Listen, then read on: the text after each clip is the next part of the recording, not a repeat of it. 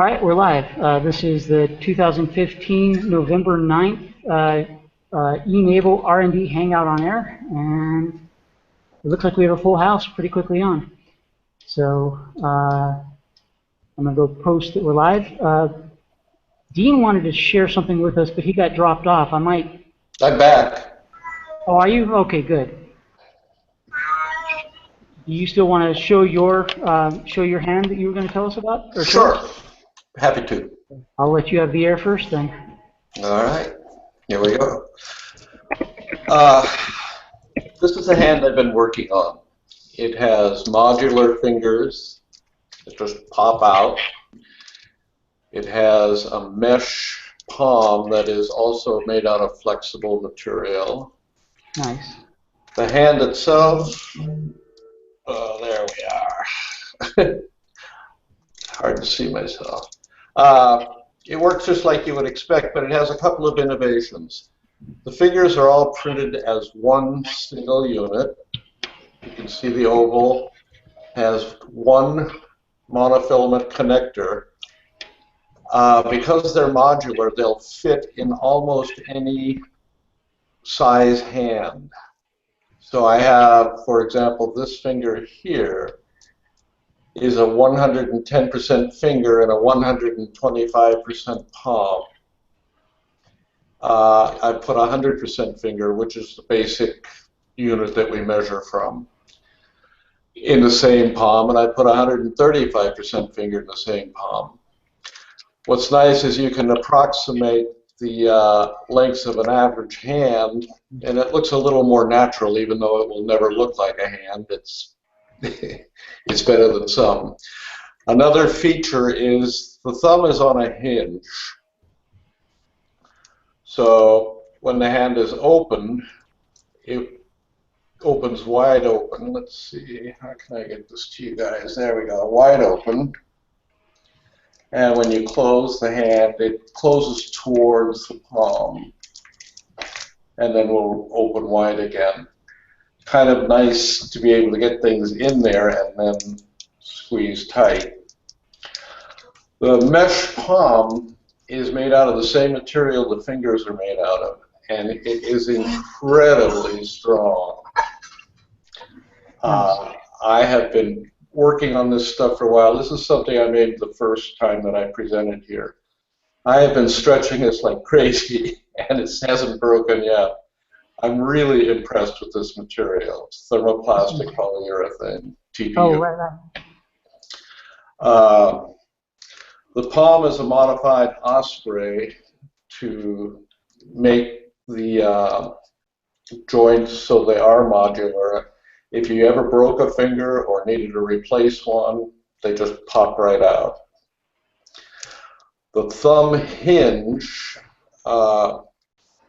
basically, it's just one screw, one nut, one washer, and one small bearing so that it moves smoothly and freely. To standard clips on the wrist, the gauntlet is also thermoform. It is totally flexible. I just popped the wrist pin.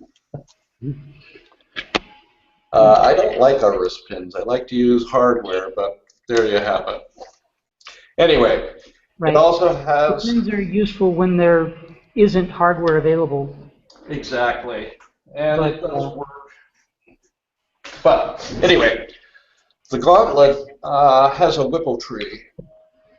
And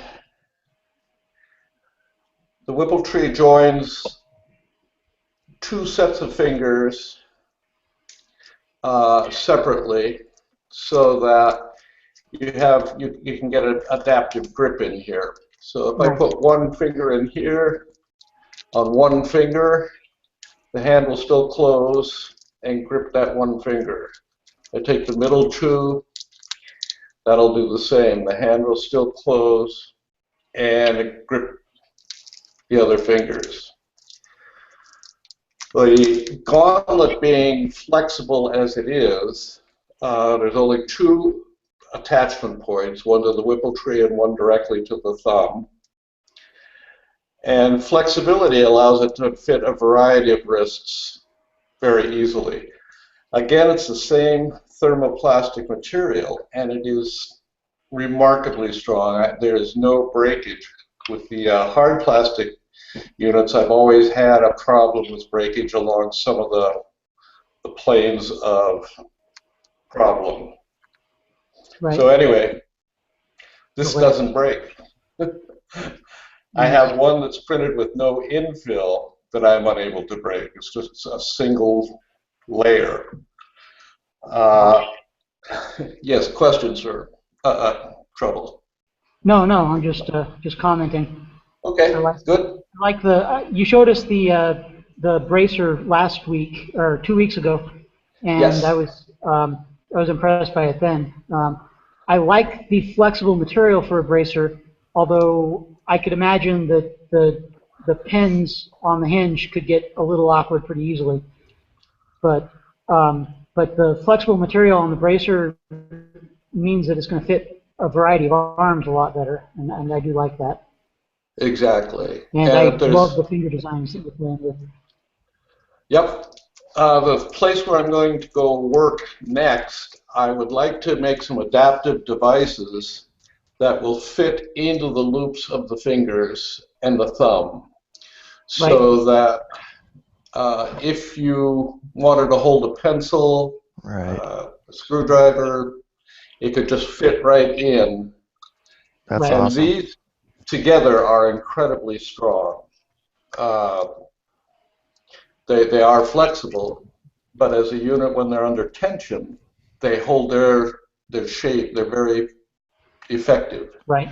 Hey, Dean.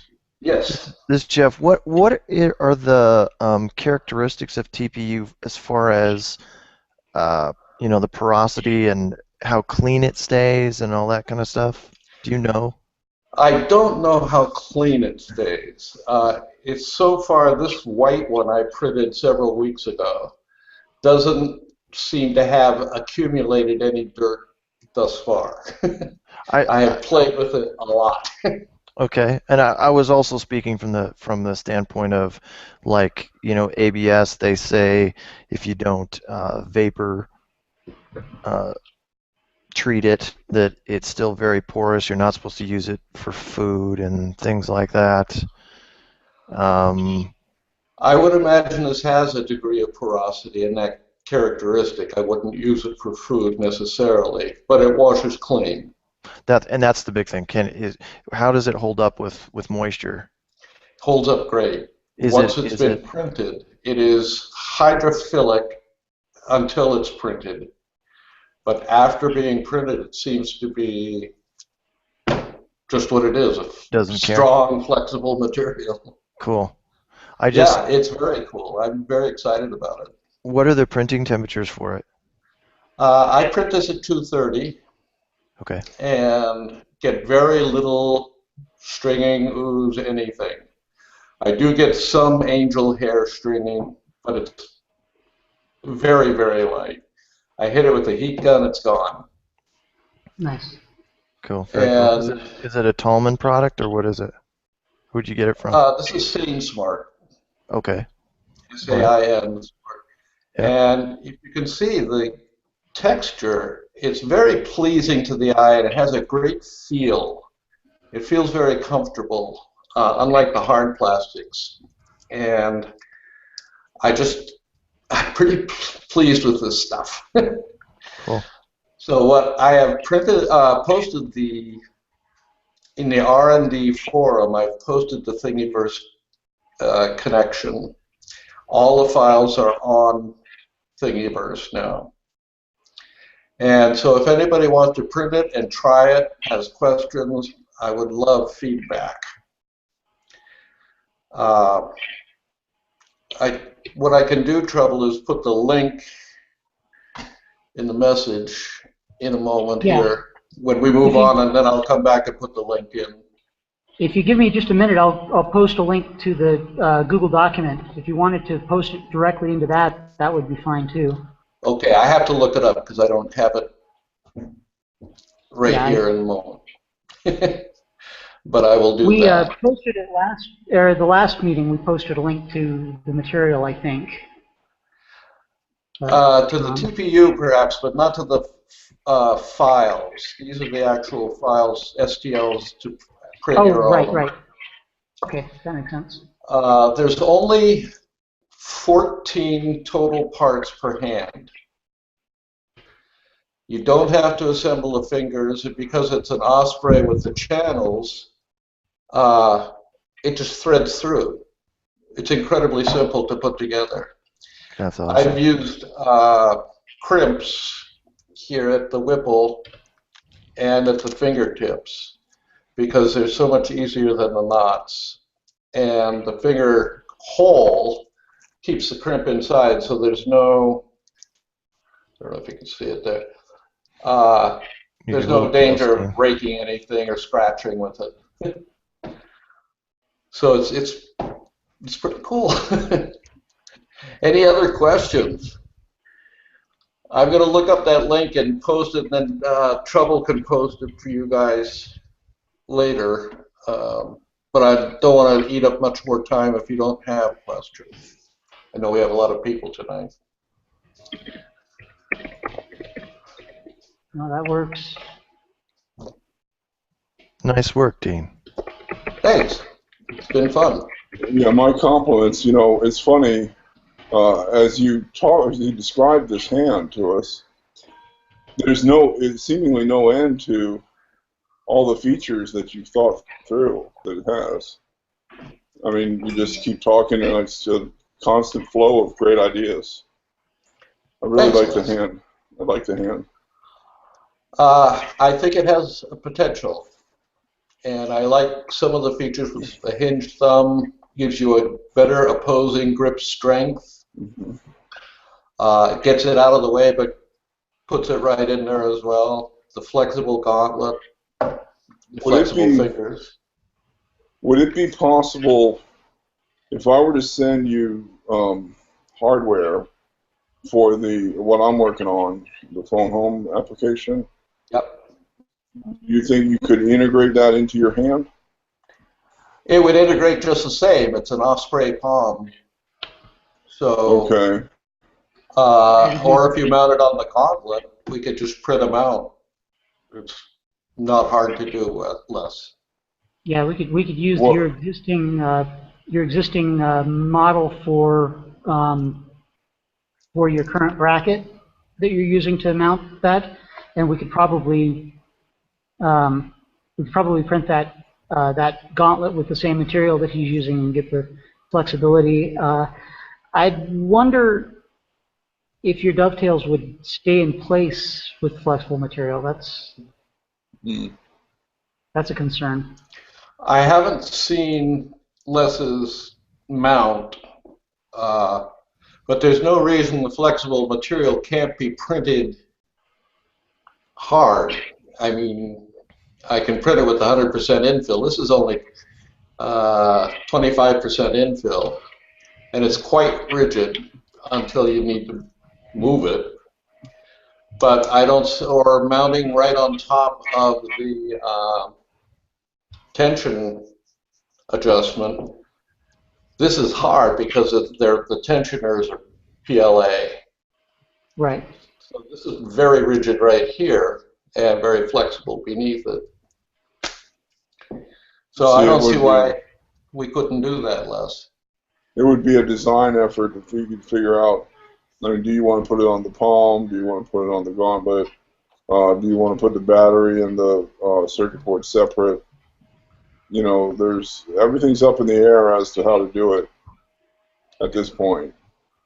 Well, so I'm sure we can figure that out. I just I'm not electrical, but mechanical I can work on that. That's not a problem. I'll program it up, and we can communicate through Hangouts, and I can share with you how to operate the device.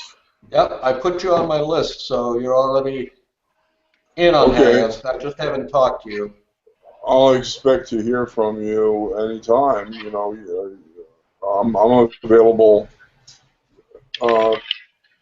all throughout the day and all throughout sleeping. I won't answer, but I'm trying. Well, I'm an hour earlier than you. You're in Austin, right? San Antonio. Close to Austin and close to San Antonio. I'm actually in New Braunfels, which is a small town 30 minutes out of San Antonio. Okay, well, I'm in Maine. Okay. Anyway, I think we should move on, although, any questions finally? Dean, if you want help working on additions to that, as far as tools that would snap into the fingers and whatnot, I think that's an amazing idea. I think that's got a lot of potential. I agree. You want to work on it, I'll get the link up and you can find the files and see what you want to do there. Yep, I'm gonna. Okay. I think with pencils, you're going to get away, or you'll get better result if you were to slide a pencil through the knuckles that are closer to the palm. That way you don't have, because there's a lot of flexibility in those fingers. If you had a pencil through the fingertip, you might end up with a lot of difficulty keeping the pencil where you want it if you're trying to write with it. But if you had the pencil going through one of the knuckles closer to the palm, it would be more like having a fist around a pencil when we're writing with it. And that might. That's entirely possible. The other thing is, with these holes and being able to mount to them in that way, I think that you won't have to have it under tension to hold anything. So Right. the wrist, you're not going to wear that wrist out or keep it under, tight Right. all the time. Yeah, it's just slide it through the holes and it stays mounted, it stays in position. Yep. Nice. And you can increase the rigidity by using more of the holes or going through more of the fingers. Right.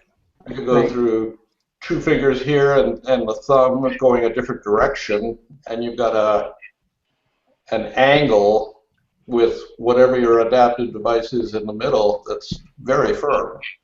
Yep. Mhm. So. Awesome.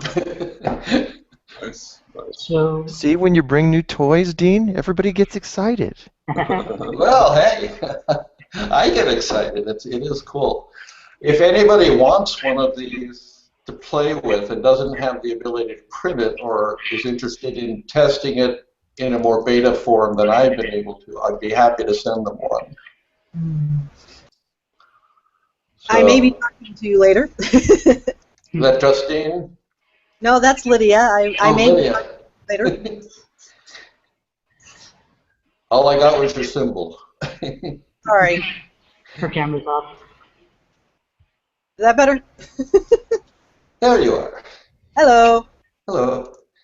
So, yeah. So anyway, I was offering, if anybody's interested, I could send one out just to, Skip was going to print some, but he's been so busy with his stuff and his arm that I don't know that he's had any time, but I'd be happy to send him a whole one and let him play with it. Oh, yeah. So, Stephen Davies over in Britain? Stephen Davies in Britain? Yeah, I don't know if that's something that you'd want to do, but Stephen Davies and Drew Murray have been working together on developing hands too, and I'm sure since Stephen is a recipient, he might be interested. Is that a hand or an arm? This is a hand. Hand. Well, you could still contact them and see if they wanted to play with it anyway. Or incorporate some of the features in their own. I know they've got a really nice design going, so they may not need, they're busy, although there might be some aspects of this that are handy. And, No pun intended. and guys, Chuck, I'm probably going to pronounce his name wrong, Antulis in the chat. Yeah, in the sidebar chat, he says, please send him one. Yeah. Yeah, I don't know if I'm pronouncing his name correctly either. But Chuck said in the sidebar chat that he would like you to send him one. So, Chuck, how do you pronounce your last name? Me? Chuck? No, Chuck. Oh, Chuck. Chuck.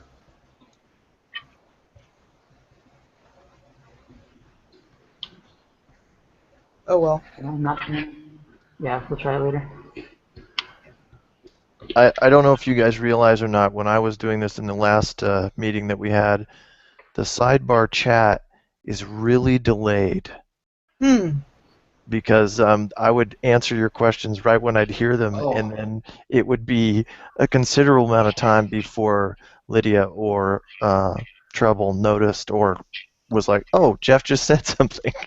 So Chuck, I I just think, saw your sidebar chat. Oh, yeah, Yeah, I think it doesn't feed so the messages don't get out very quickly on the sidebar chat sometimes. yeah. well, no. I think Jeff, you were in the Q&A, right? Oh, you're right, Lydia. I was in the Q&A. Yeah, the Q&A has an Sorry. entirely different problem in that I'm not always looking at it when I should be. Yeah. Okay. The dumb thing is that if you're looking at something else, the sidebar chat, they call it the group chat on here, but that's also something else. So that's why we call it sidebar chat. So the group chat, if you're looking at Q&A or screen share or something else, the sidebar chat will show messages are there with little red numbers, but the Q&A never shows little red numbers. So you just never know when there's going to be a question unless you're actually looking at it, and then, well, you get distracted by the sidebar chat and the conversation. There you go. 3 conversations at once. Pretty much. Actually 4, considering that there's that people might be saying on the post. Yeah, people often put comments on the post related to questions that they have while they're watching this go by, so I have to keep looking at my notifications to see if anybody's commented on things, and so yeah, there's a lot of a lot of bandwidth that I have to pay attention to. Yeah. Sorry, I didn't mean to sidetrack you guys. No, it's fine. Like you've seen already, it's very chaotic. We tend to tag team when I'm up to it. I just wasn't really up to it last time. Okay, well, the Thingiverse link is up in the sidebar now. Mm-hmm. Thank you. So if anybody wants to get the STL files, they can do that. And Chuck, if you want to, I don't know if you want to post your address, but I would send you one, sure. That's something to do in private IM chat on Google+. Yep. So, So make sure you circle each other, and yeah. And speaking of QA, we have the 2 questions from people who are already in the chat. Joseph asked if this is or I know this may be a silly question, but is this Hangout the Hangout, or do I have to install a plugin or app? But it looks like he's resolved that question already since he's in here. Oh, can we do in introductions if we haven't already? Yeah, let's go ahead. Just before we do that, Dean, it's Justine. I don't know if you know, one thing that I do is I run the community town halls on Friday, which are meetings held where members of the community update on stuff that they're working on. Generally, it happens Friday Eastern Time at 12 noon to 1. And I'm wondering if maybe one of these weeks you would be available to come and talk about the stuff you've been working on with the community. I don't know how your schedule works, if that's a good time for you. It's not a good time for everybody. Is that Eastern time? That is Eastern Time, yes. I could probably do that if you wanted. Okay, I will be in touch with you separately, and it'll either come from me as me or as events. So you'll one way or the other. So Okay. be looking out for that, okay? I will. Thank you Yeah. very much. As Justine is e-NABLE events and herself. I'm myself and volunteer support services. And I'm just Trouble. Yeah, we know that. Yeah, we You're knew in that. a lot of trouble. A lot of trouble. All right, so we've introduced me and Lydia and Justine, and we've had an introduction to Dean because of his conversation, and we know Les, and Jeff talked for a little bit. Do the rest of you want to introduce yourselves? Well, Jeff didn't really introduce himself, did he? Oh, right, he joined the conversation, but we addressed him by name, but I'm absolutely nobody. Volunteer. I just found e-NABLE here within the last month. I've printed a couple test hands. I don't have them completed yet that I'm going to send in, and I'm just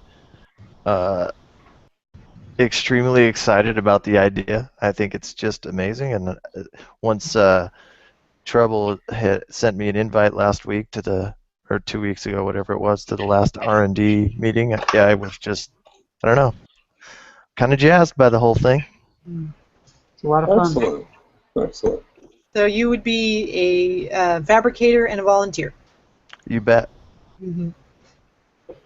And I do some design stuff too. I design my own parts that I use in my 3D printer, and I mean I build my own 3D printer, and I have my own 3D hub. So on the side, I'm a network analyst by trade. So, yeah, geek on, people. Alrighty. Geek on. So let's see. I can give you the whole R&D blurb later on a post or something. But Fusion 360 is the design software that is sort of choice, even though lots of people use other things in our group. And we have an e-NABLE sandbox that's through that service. So that'd be a great thing for you to get. Autodesk has the sandbox set up for us. Yes, Autodesk Fusion 360 Sandbox. So if anybody else wants to be part of that sandbox that isn't yet, ping me and I'll give you the information on how to get signed up for that. Right. Thanks, Lydia. I got kicked out of my sandbox when I was a kid. That was very Tonka trucks. Yeah, Trouble plays with real Tonka trucks. Yeah. I do a lot of software design for mines. So yeah, I get to climb on a lot of really large equipment. Just to chime in, we would like to be a part of that. How did you say we would pin you? I'm not very familiar with Google+. Oh, Joseph, I'll contact you offline. I'll give you some walkthrough type stuff for a lot of things. Okay. Just make sure you circle her and give her a hangout chat at some point is probably the easiest way to get a hold of her. Okay, sure. Oh, so you're that familiar with Google+ then? I know circling, and I know Hangouts now. But that's it. Well, actually, there's... Yeah, sorry. This is a video hangout. There's also something called Hangouts that is actually more like an IM chat. Yeah, I've explored a little bit in that. Okay. Not super sure how it works yet because I haven't actually hung out with anyone. But okay. Yeah. Well, that'd be the best way to contact me and a lot of us in our group. Sure. Okay. Yeah, basically you circle them, or actually you can technically. You don't have to technically circle them, but you might as well. Mm-hmm. But yeah, so you circle somebody and then you invite them to chat with you. Makes sense. Yeah. So like Facebook equivalent of friending. Basically. Yeah. Except it's asymmetric, so it's more similar to following on Facebook or on Twitter, meaning you don't need my permission to circle me. But I can restrict who sees what I post based on what circles I've got them in. Although almost everything I post is public. Ditto. So you said you were UCSD's 3D printing? So I'm Joseph, this is Edward, and this is Zoe. We're part of a team here. We are trying, our project is to build a hand for a small child who has some brachydactyly, and what that means is we have a model of his hand. He is not missing the whole hand. He has these, I don't know how well you can see this, but he has like a little half-inch stub fingers for the middle three, and he has fully functional thumb and pinky. So what we're trying to do is build a hand that has fingers on top of these stubs. And rather than, I see a lot of the e-NABLE hands use wrist actualization, so like when you bend your wrist, the hand closes. But what we're trying to do is have him be able to close his hand with his thumb and pinky. So when he closes his thumb and pinky, the 3 fingers close. So as far as like design restrictions go, we've had some trouble finding any bases to jump off from that use that sort of actualization technique. And we're also exploring the e-NABLE files, and we're having trouble finding one that would work around the fact that he still has those stubs rather than have no hand at all. So we thought maybe we'd come here for any advice or help. Yeah. Troubleshooting. Yeah. So you can want to probably take a look at and maybe get a hold of Ivan Owen. He's got some hands that are individual fingers that slide over the finger stubs like a ring, and then use a tendon to actuate the rest of the nipples that straps to a mounting point on the back of the glove. We printed those out and we attempted to use them. The only problem is that the stubs that he has don't have enough muscle to actually move the finger themselves. This is why we're looking into using the thumb and the pinky to actualize everything else. Yeah, essentially, rather than those stubs being something he can use, they're just obstacles or like growths on his hand, which is what makes it a little more difficult for us. Does he have wrist motion? Yes. The thing is, as far as what he wants to use the hand for, he's made it very clear that he wants to be able to play baseball and potentially like hold a bat and close a mitt, which can be very difficult if you're trying to catch a ball. He'd have to like catch it in like this if he's actualizing with his wrist. So that's why we're doing pinky thumb. So you want to do the actual. There's somebody has made a special type of.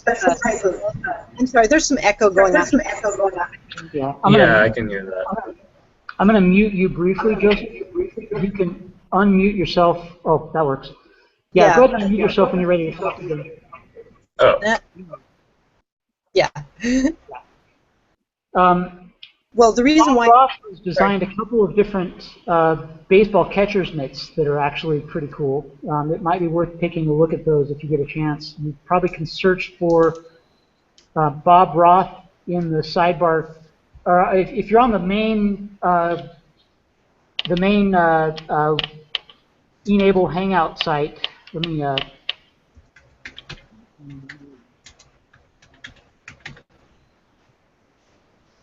I just put Bob Roth baseball glove in the sidebar chat for you. Yeah. I'm going to share my screen really quick, and I'm going to highlight myself so that people can see what I'm doing.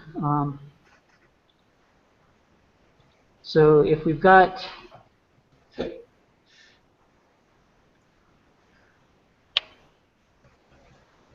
That's psychedelic, man. Give it a second, it'll catch up with me. I switched pages.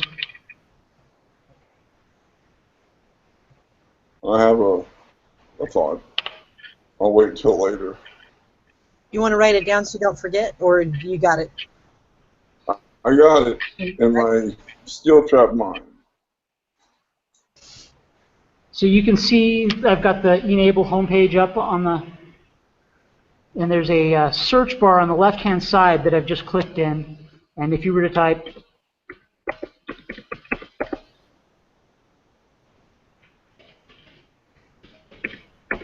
Bob Roth and baseball. Yeah, that's something that a lot of people get confused with. It's you use the lower search window, not the top where you put the website in. Right, I'm going to stop presenting.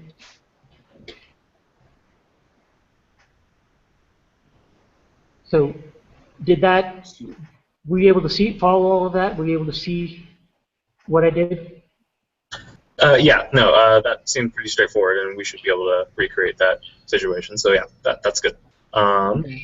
Unless you said you wanted I don't know. I'm sure you've already thought of this, but I just thought I'd express it. There may be no need for a hand device at all if you're if you're specifically trying to help this person to play baseball, they need to use a bat and a glove, right? Yeah. So maybe the thing to do is to make a bat and a glove. You know what I mean? Or a bat adapter and a glove adapter. Yeah, no, I get that. I think the idea is that he wants a hand that will also enable him to do those things. It's not that he just can't play baseball yet. It's just that he wants he wants a hand, and what does he want from that hand? He wants to be able to play baseball, if that makes sense. It's not just the baseball, but that is. I'm just thinking. Oh, okay, yeah, I see what you're saying, and I'm thinking any hand that you made. I mean, maybe it would make sense to make a bat adapter, a glove adapter, and a hand. Then, Yeah, separate devices.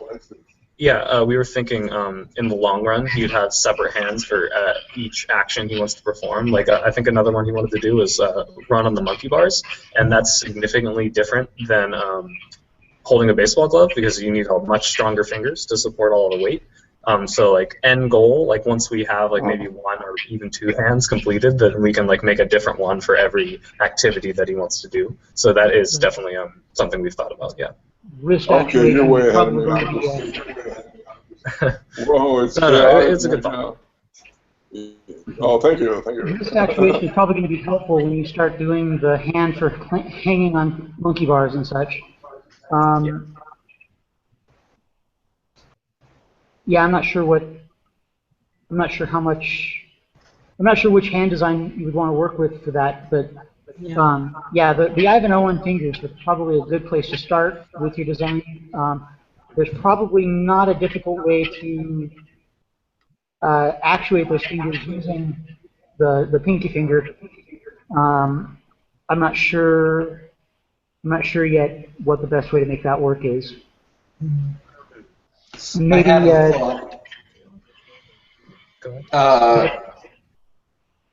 Guys, if you're trying to use these two fingers, if they were hinged, much like the hinge on the hand I was showing earlier, and then you had this was your relaxed position with the hand open, and he can use those two fingers and an exoskeleton over the other fingers so that when he closed those, he was pulling them shut. It would be the same as this motion for the wrist, only he's actuating with those. Does that make sense? You see what I'm trying to say there? I think I followed the second half, but could you explain exactly the whole idea of the hinge? Okay, well, I'm thinking off the top of my head. I forgot that his fingers are working. Don't need the hinge. Okay. Those two fingers could be connected to the exoskeleton with a bell crank. You know what a bell crank is? I'm not familiar. I can add that on. It looks kind of like this, so that when you say he closed his thumb, it would pull through the bell crank. You have a tendon going through the bell crank, and it would pull it this way. All right, and then if he released it, it would release the other direction. So the bell crank is kind of a V shape, and it's hinged in the middle, and it rocks like that. So what you're doing is, when he closes his thumb, you rock that bell shape, it pulls on the tendon and closes the exo finger. So you could make a bell crank on either end of the hand. I'm trying to see what I'm doing here. Yeah, that's better. So that when he closes it, it tugs on the bell crank and closes those fingers. And the exoskeleton is what you would put over each of those fingers. So you would match those to what he does have, and then those would slip on, and you'd have a whole exo unit. But he wouldn't need wrist, gauntlet, anything. The problem is it would not fit inside a glove, probably. Yeah. That's where the special glove idea comes from, because the Bob Roth one, it's basically a cone, and so all you do is you stick your hand or partial hand, you know, like say, I guess this is what he's got, right? No index. Oh, this, okay, yes, okay. So you know, whatever amount you stick it in there, and it's a cone, and it just catches it. So when he's doing that part of the baseball game, he can just use that, and then when the teams change, then he could do his baseball bat adapter and then use that. Just one thing, guys. I don't know how many of you guys have played baseball and used a baseball mitt. Most of us have. If you play much in there and the mitt is well worn in, what does a mitt do? It collapses on itself based on the thumb and the pinky finger. Not this design. This design is literally a cone. No, Lydia, I did see that one. Oh, okay. Yes, I know what you're talking about. What I'm saying is, for Joseph's situation, for the person he's working for or trying to help, if you take, most of the time when you're closing a mitt, you're closing from your pinky and your thumb, because the ball is going here in the pocket, or the pocket, I guess, is between the thumb and the index finger. You do use it all, but if you were to take, and if you have the use of the pinky finger and mount, I mean, if you just tape all your fingers together and move your pinky finger, it's going to close a hand. I mean, then you have the use of your thumb. All I'm saying is, if you did like Dean was saying and had a little exoskeleton on what he has for his first 3 fingers, or she, and they were connected to that pinky finger, you could close that hand. Yeah. I see what you're saying with that.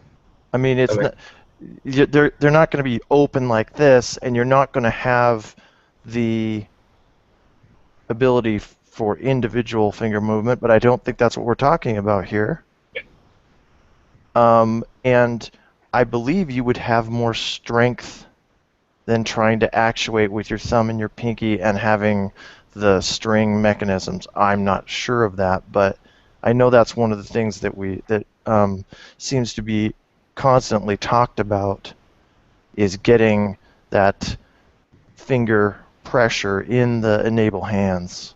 And I know some guys are working on it, but it's just the mechanics of us trying to create something that is relatively simple and usable. And I don't know, I was just thinking about it when Dean was talking, and I was like, well, and I was holding my own hand going, wait a minute, if I hold them all together, it closes. I could do that with my pinky if the other 3 fingers were just well, not useful. I'd be a little concerned that the pinky would get possibly tendinitis or something eventually from doing too much of trying to get all 4 fingers to close at once. I'm not going to dispute that at all. I don't see how you could try and use your hand with just 2 fingers and try and accomplish closing a baseball mitt and not have to do some strength training. Oh yeah. So definitely, Lydia. There'd be many hand cramps involved in this process. Yeah. However they do it, it's going to take them some time to develop the muscles to do the gripping. But yeah, and Joseph, you want to relearning to use your hand is a big advantage of being young when you make changes. You know, it doesn't take a lot of practice when you're young to learn new muscle memory, and if you start practicing early enough, you can develop the extra muscle strength to do different ways to use your hands more effectively. I'm kind of talking in circles. No, it's fine. I don't know that Jeff has actually heard much about your story and how you've been able to do that. You can see I've got some unusual hands. I've got my own set of deformities. I didn't have a usable thumb until I was about 12. I had the bones in there, but no muscles controlled it, and the joints were not connected. So I used to take my thumb and tuck it behind my knuckle to get it out of the way, and it was just sort of annoying. So I pick things up with my index finger as often as I do with my thumb now, because that's how I learned to use it to begin with. When I was about 12, they fused all the joints in my thumb up to that one, right at the the big hinge at the corner of the palm, and then they took a tendon from the first knuckle of my ring finger and rerouted it. You can kind of see the line where it goes. So they rerouted that so that it goes to my thumb, and for the first, I don't know, 2 months, every time I would try to move my finger, my thumb would jerk over. And that was painful and awkward, and it really annoying for that first couple of months. And then at some point, it just the fingers are independent of the thumb. In fact, my ring finger follows my pinky finger more than my thumb does. So it's your brain learns to remap everything in your muscles, all the responses in your muscles pretty quickly. It only takes 2 months to relearn. Yeah, he's relatively young, so that seems like it would be something he could viably teach himself. Yeah, that's good. Yeah. So yeah, there's a lot of things that you can play with that when you start designing things. And you'll want to spend a lot of time talking to him as you're designing it, because he'll have, he's the one using his hands, so he'll have a lot of feedback to give you, and he'll have interesting suggestions as you go along. So yeah, keep the conversation going with him, and I'll be really interested in seeing what you come up with. Sure.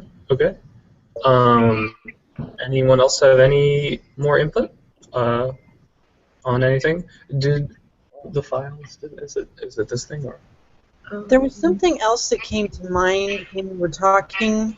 I guess when Jeff was talking about the glove thing and how these ones aren't there really.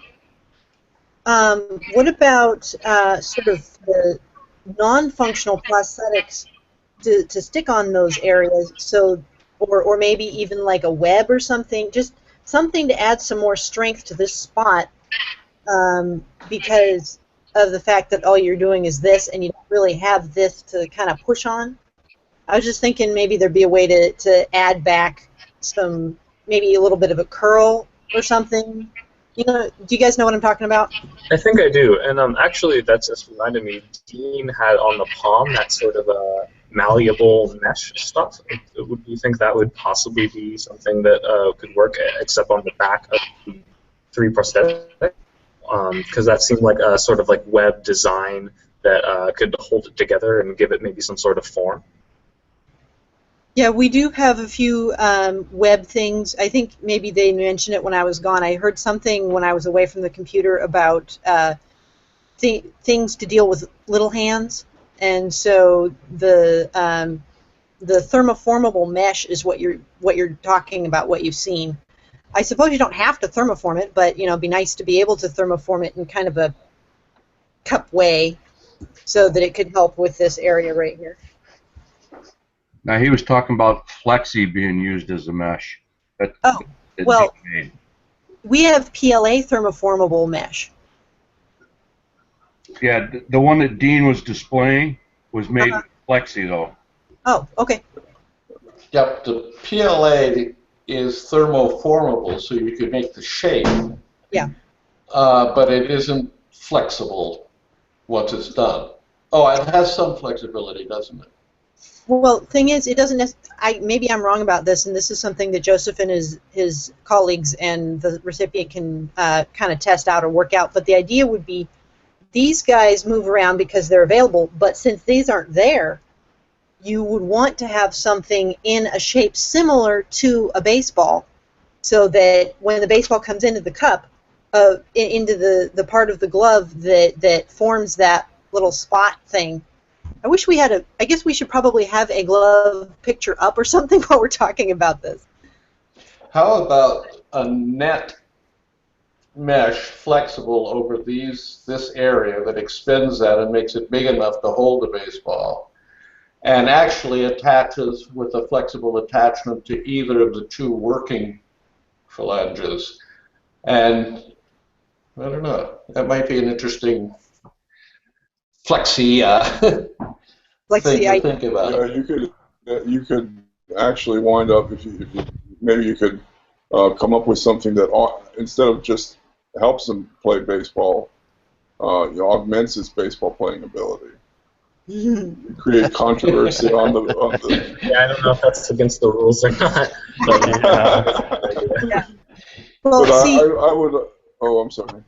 no, you're fine. I just want to There you go, trouble. compliment the students on Joseph and your friends on what you're doing.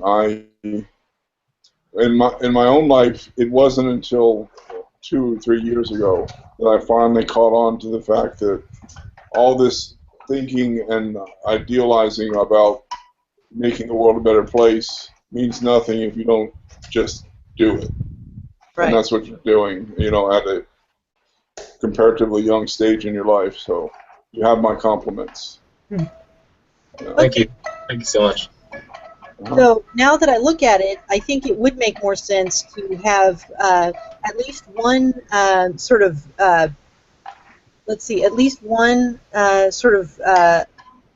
non-functional prosthetic in maybe the index finger slot. Just so there's something hard for the thumb and the ball to get against, since he doesn't have an index finger. Right, something to give a little more rigidity to the index finger location. Yeah, because the only two that actually will have anything in them otherwise is the 2 fingers. And then we got these 3 fingers that don't have anything in them at all. I mean, it's possible that I don't know how much the recipient has worked with an actual baseball glove, but it's possible that maybe we're overthinking it. Maybe we don't need anything in those 3 spots. I don't know. But what hand does he use to throw with? He's right-handed, so he catches with his left. So he catches with his left. Which hand is the one that's got the 3 non-functioning fingers? The left one. Okay. So the hand he would catch with. So, Trouble, remember we were talking about that exoskeleton that Ivan. Right. I posted a link in the sidebar chat to his partial finger glove. It seems like that would work if you made a web, like we were discussing earlier. That wouldn't work because it won't fit up into the glove. If you notice, it won't get up into the fingers. Right. Right. First base glove. Unless it is the glove. Oh, the problem is with that though. It hurts to catch a baseball with your berry. Oh yeah. Well, I didn't mean. I'm thinking. Build a glove around what he's got. You know what I mean? What? There are gloves that can be built for them. I mean, there's a lot of glove companies that can specialize in making a glove that doesn't have those fingers, and the rest would be functional. That's a great idea. It would be, whoever works on baseball gloves, why not talk to them? Because they know. They know about this kind of stuff. Here's a good one. That was a good one. Catcher's mitt, but a first base glove has no fingers.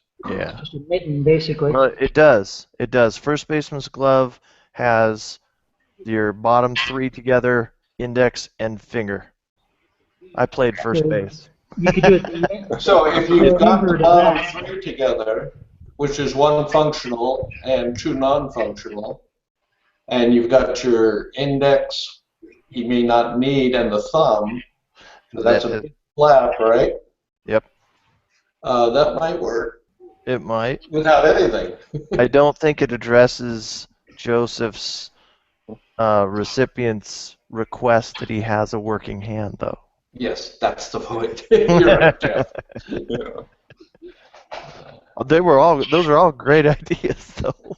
We're going to get him playing baseball next season, By gum, yep. even if he doesn't want it anymore. By the time we get this figured out, he'll be eligible for the draft. Yeah.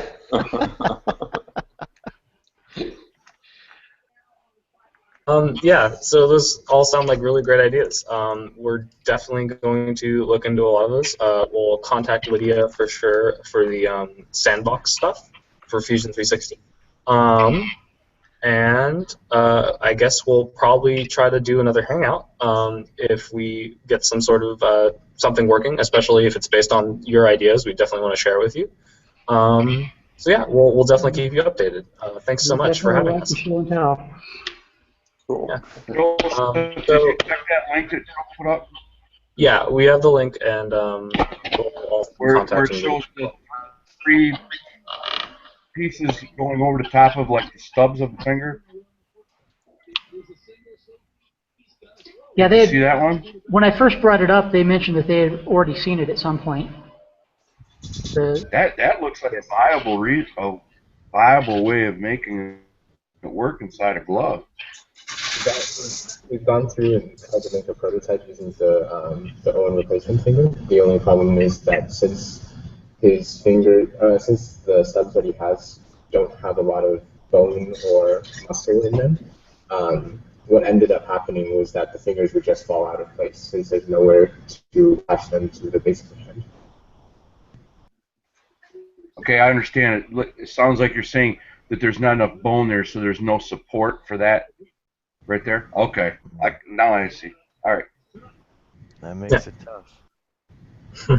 You would need some sort of elastic to hold the finger. Hold on, take this out of. You need some sort of elastic to hold the finger into place against the glove, and that's not easy to hold in place. Yeah, there's some design considerations there. You would either need a tight ring around the finger, which could be awkward. You'd have to replace it a lot as the fingers grow. We've actually, we've sort of made this prototype ring that we want to attach tensioners through, and like it fits on the thumb, kind of thing. So we have, we've looked into something like that. So yeah, that's definitely a good idea. Cool. Can't wait to see how you guys solve this problem. Yeah. Well, I hope that we do. So it's challenging. It's a real challenging problem. I like how you started making some stuff because you know with 3D printing, I'm preaching to the choir, but we get certain things for free. We get iteration of our designs, and you're already starting to print something. That's a good sign. We get customization, and we get detail. Those 3 things. So it's good to see I'm heading in the right direction. Can I go next? We just have one more question, if that's okay. Oh yeah, go ahead. Maybe a quick question. Go ahead. So like every files we found on Thingiverse are STL files, so these are non-modifiable, and we want to actually get access to some files that we can actually modify and improve it on. So is there any way that we can get access to those folders? That would be the 3D Fusion sandbox that you were talking about earlier. Since we're using Autodesk's 3D Fusion for a lot of our newer designs, if you have access to that sandbox, you should have access to some of those files to make modifications to or to make your own versions of. Is that correct, Lydia? Yeah. So we go through Lydia for that then. That's okay. Okay. Yeah, she'll get those links to you. Sorry about that. Let me put my volunteer support services email in the sidebar chat for you guys.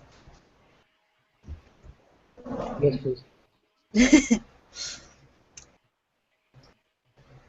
Yeah, yeah, a lot of the new designs that are being written in 3D Fusion are being stored in that sandbox, and that would give you a modifiable file that you could use. There are things you can do with STLs. There's a lot of apps that allow you to import an STL, but it's not as easy to make use of. You can resize things, you can add them to other things, you can append new objects into them, but they're not real convenient for a shareable, modifiable format. So you've got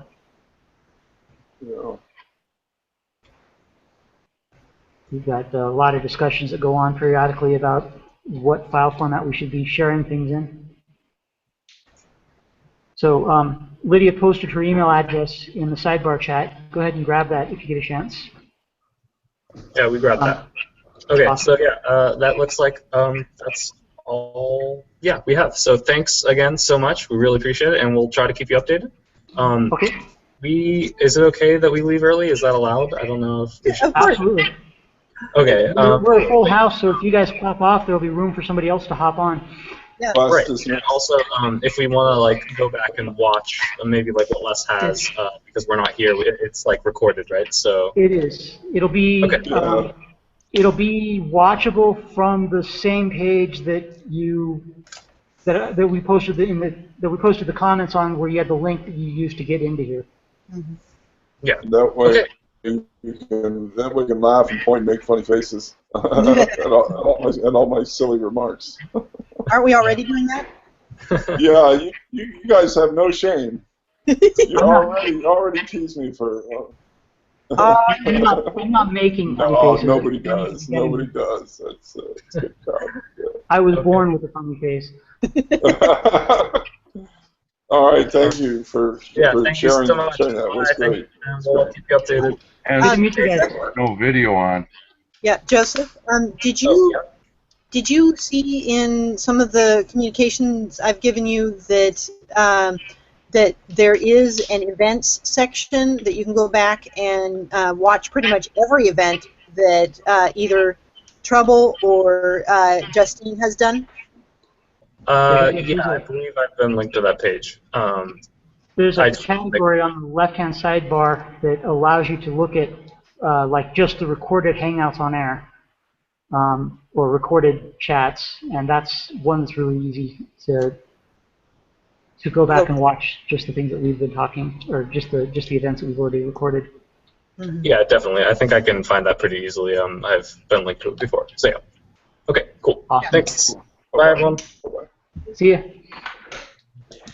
I'm going to jump in, and I need to go as well. Thank you, Lydia. I'll be in touch with you.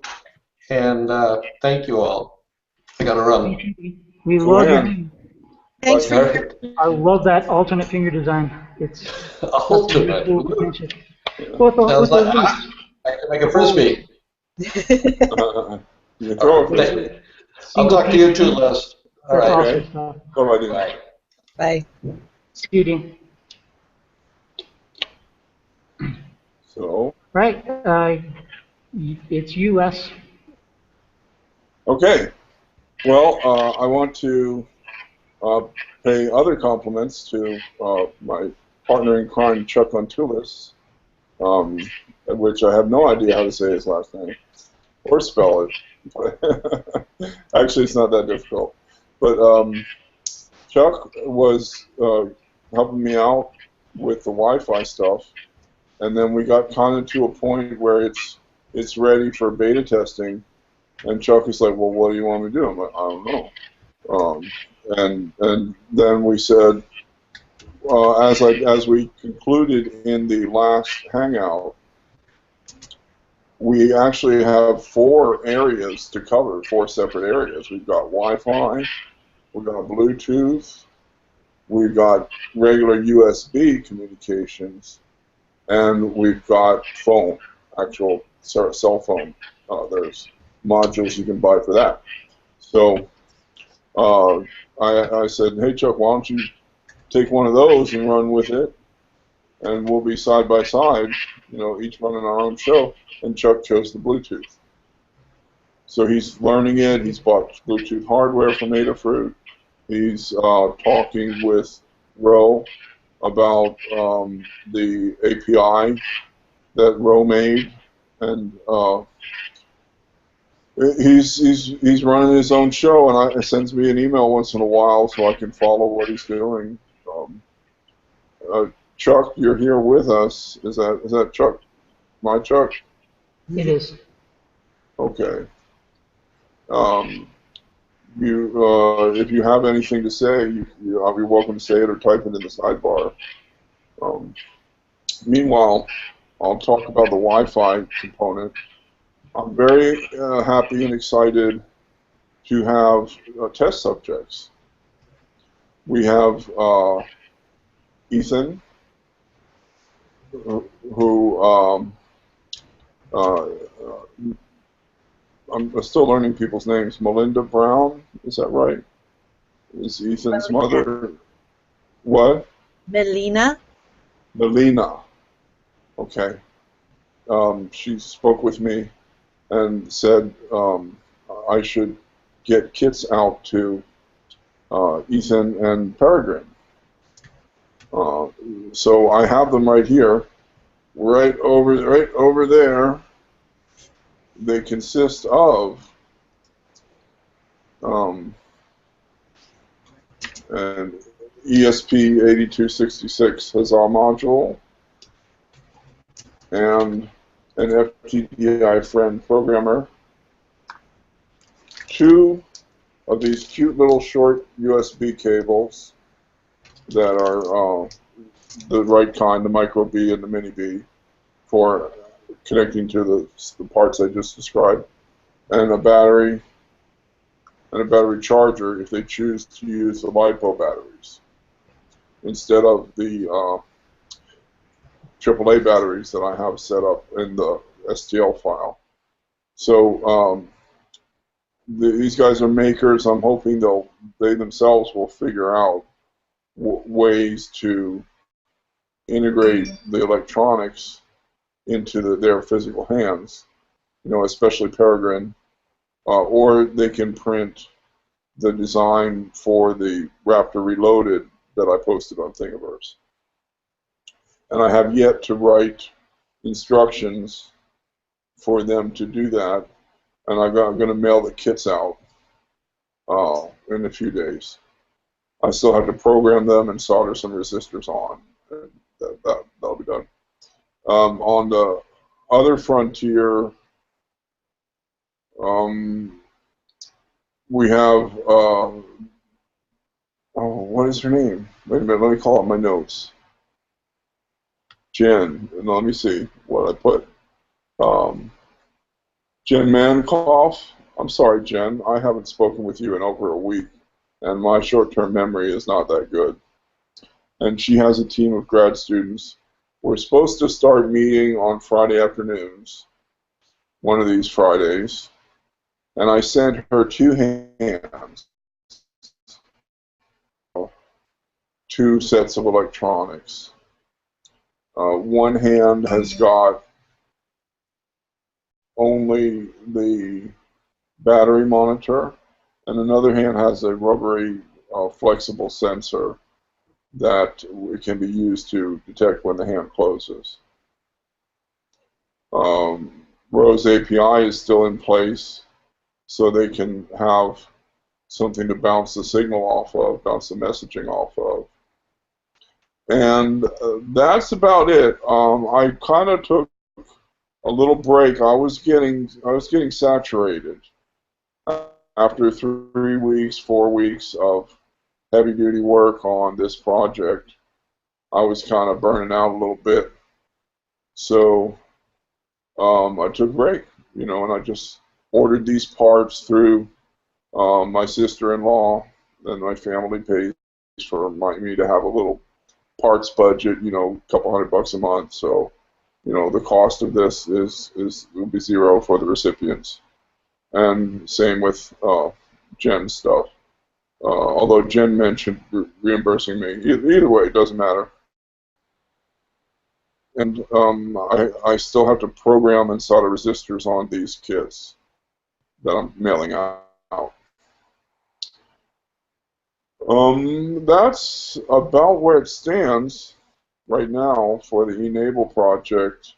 I'm also working on other projects at the same time. I'm kind of leaning toward setting up kind of a makerspace sort of thing, but it's a makerspace of one person, just me. And I put a message in a sort of largish meetup group the other day, and I got some responses from people who were interested in having me do free engineering services for them. And one guy actually came over. This is a little bit outside of the scope of e-NABLE. He actually came over and I used OpenSCAD to make him a CAD file for his prototypes, where he was helping homeless people with this bamboo structure business. I'm not going to go into it, but it's pretty cool. He was helping people out. And I'm just looking for ways to make an impact in the community, locally as well as globally. There's a village in the Congo of Africa who has reached out to a friend of mine who I was doing engineering work for free. And they're a perfect group to do the water purification with, because they have people dying of typhoid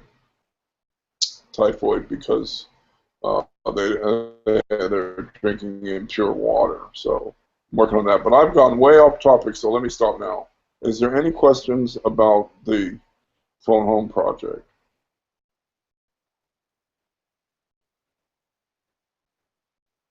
Hello? Not at the moment. The only thing I can think of is we need to decide what we're phoning home about. And I don't know, grip strength is about the only thing I can think of that we would want to play with. We don't have to discuss it. It's we're just sort of, the alpha testing is complete, and we're starting the beta testing. And when we get some responses from the beta testers and Jen's group, we'll have more to talk about. So let me go then, if that's all, because I can only sit in this wheelchair for so long. It's uncomfortable, and I'm gonna go lay in bed and take a load off, relax. So thanks for listening anyway. All right, thanks for the update, Les, and we will talk to you again soon. Okay, bye-bye, Trouble. All right, good night. Night, Les.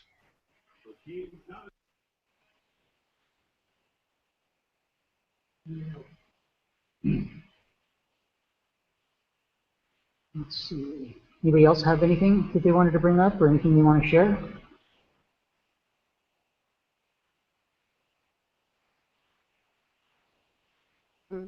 I actually I had was a going to question. try and poke John over there. There we go. Yeah. Just in case it's of any interest to anyone. I've been working on something mainly to help with assembly events where you're dealing with a bunch of people who haven't done any assembly before. Those of us who have put hands together over the months will be fairly familiar with the idea of either pushing in or hammering in the snap pins, particularly into the fingers. When you first attempt that operation, one reaction can be, well, I could really do with 4 hands to hold everything, particularly trying to keep the pins straight while you're hammering them in. with the new people attempting this, you can end up with pins shooting across the room and a lot of frustration trying to keep all of the holes aligned while you're trying to keep the pin straight.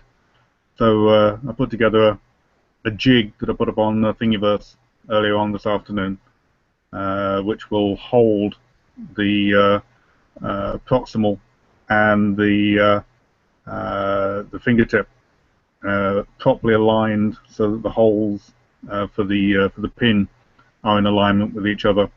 Hold it flat so you can put it on a table without it rolling around all over the place, and then just focus on the pin and making sure that you hit the pin straight with the hammer or push it in straight with a pair of pliers. So this jig will enable you to do that. I can, for those who haven't seen it, I can put it up and show you what it looks like. Yeah, I did see it earlier today. I would like to see it. Yeah, I saw it earlier too, John. And fantastic. Here we go. There we go. Yep. So you've got, and we can use the same sort of approach with other parts that need some form of holding while they're being assembled. And the beautiful thing, of course, about CAD is that you can just take a negative impression of an object and just create an imprint like you're doing with a piece of clay, so that you can hold these things and have the shape without having to recreate from scratch. But the end result seems to work. It holds the object, and I think a few of these printed out in different sizes for an assembly event where you know what sizes the kits are going to be produced at might just avoid a bit of frustration in the early days. I don't see about This is the jig you're talking about? The jig. Hopefully you can see my screen at the moment. And Yours isn't showing the picture though, John. Right. Okay. You're not. I see. I'm seeing the picture. It's not a picture of the object, but I can see the. This is OpenSCAD, right? That's right. You can see OpenSCAD, so you can see the object itself here within OpenSCAD modeled. Yeah, we don't see the model on the right-hand side, but I can see the code used to create it. Right. Now I wonder why that. Yeah, John, all we can see is the code, but Trouble brought up the post. Right. Okay. Yeah, So we here's the can post. see it. Yeah, that gives you a good picture of what the. There you go. That'll do. Thanks, Trouble. Uh-huh. Good. Okay. Well, that's my little for today. That's pretty cool. The quick and easy way to plug that square peg into that hole. Absolutely. Being able to hold everything nice and neatly like that makes that a little easier. That's right. Otherwise, you end up with the Pretty Woman scenario, where the escargot shoots across the restaurant to make that he has to catch it.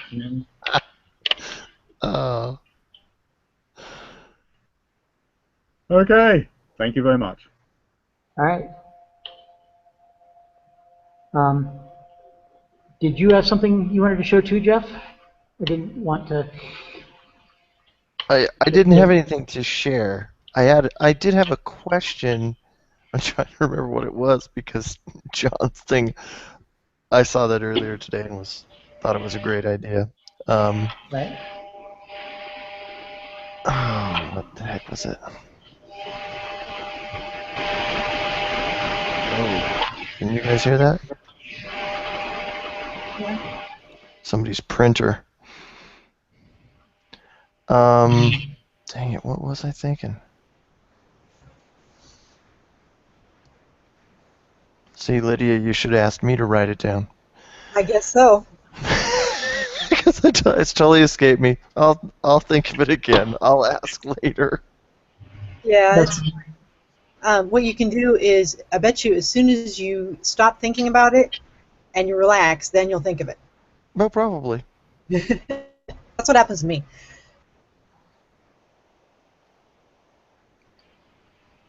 Yeah. It sounds like we're kind of wrapping up. There's not a lot not a lot of other people here. Let me check the Q&A, make sure that, oops, not that one. Make sure that nobody's posted any questions while I wasn't looking. I posted an answer while you weren't looking. I didn't see it. Oh, there you are. Oh yeah, just that we have 2 spots in the. Can people see the other questions that are just watching? Once you select questions to be answered, then they go away. Okay. After I hit the done. Yeah, if there's anybody out there watching who wants to join in, we've got some vacancies. There's a link in in several of my comments on the initial event posting that should allow you to join as a participant if you would like to.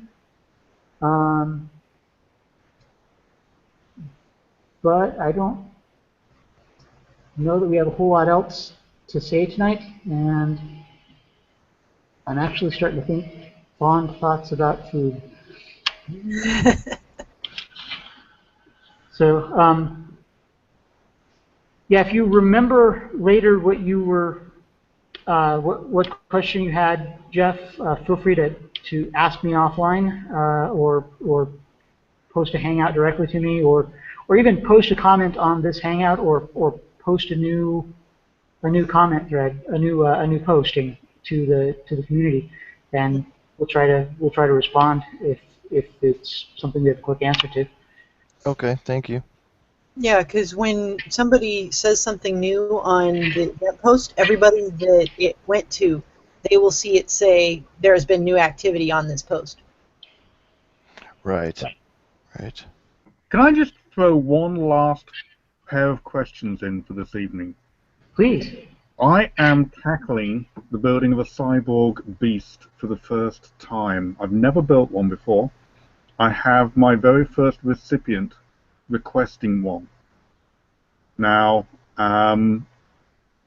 the files for the cyborg beast appear to be slightly confused, and certainly on Thingiverse, the original posting with the picture of the shocking pink hand, the gauntlet that is shown doesn't appear to be the posted gauntlet in the file set, and I can't find any reference to it. Yeah. So I don't know whether anyone knows where that particular gauntlet might be available, or whether it's been withdrawn because it was too weak or anything like that. Well, and the other thing, okay, Lydia, do you have some thoughts on that? Yes, I do. Basically, you have to go to, I think it's www.cyborgbeast.org or com. I can't remember which. That's where the manual is for that cyborg beast. And yes, they have updated the gauntlet. I think they've updated. It's that ski boot thing for the tensioner. Have you heard of that? There appears to be a multitude of different gauntlets posted for the cyborg beast. I've been through the cyborgbeast.org site, okay. And there's a whole bunch of them, everything but the one that's actually in the picture. Right.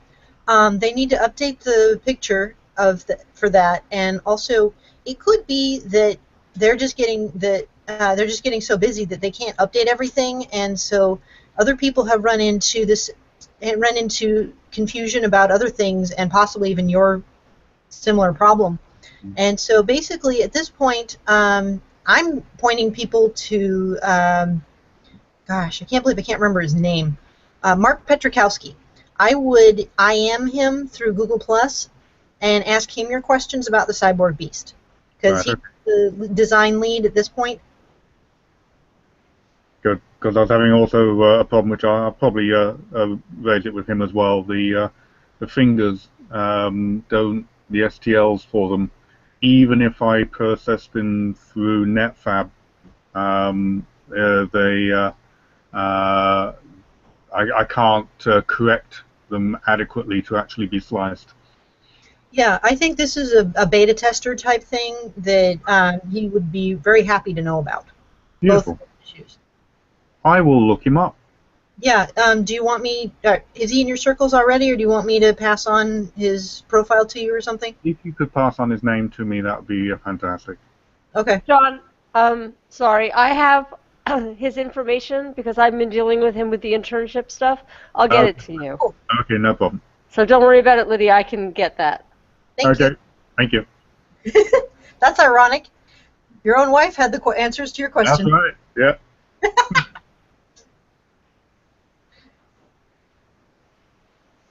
Communication within the home happening through Google Hangouts.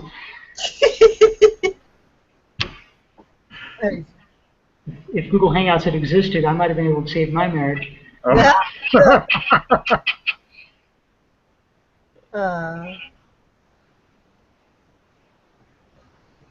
right, so this was the 2015 November 9th R&D Hangout for the e-NABLE community on Google+, and I'm going to go ahead and take the broadcast offline. Yeah. Bye.